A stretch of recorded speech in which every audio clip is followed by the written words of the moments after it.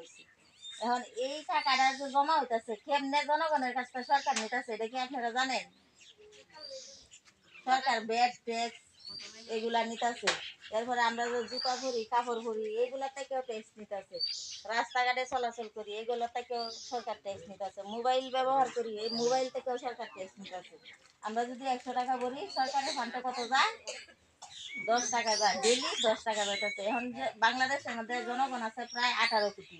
18 কোটি জনগণ যদি বাংলাদেশের 18 কোটি জনগণ 100 টাকা করে ডেইলি যদি মোবাইলে ভরে, সরকার যদি 10 টাকা করে ট্যাক্স নেয় তাহলে কত টাকা হইতেছে?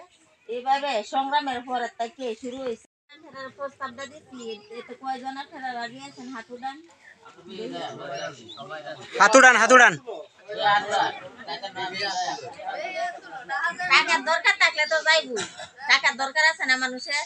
হ্যাঁ, আজ হোক কাল হোক টাকার দরকার আছে। এখন যারা দরকার আছে সবাই, আমি যদি 4 বছর ধরে এই বাংলাদেশের জনগণের লাগে যুদ্ধ করতেছি যে টাকার লাগে, বাংলাদেশের টাকাটা যে বিদেশ বিদেশ গেছে, বিদেশ যে ফাঁকা গেছে, আমরা বাংলাদেশের জনগণ কি কষ্ট করতেছি না?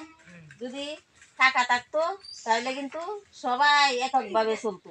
কেউ এখন থাকতেছে গাছতলা, কেউ থাকতেছে গাছতলা, থাকতেছে টাকার অভাবে। এখন এই টাকাটা কেমনে গেছে? বাংলাদেশ সরকার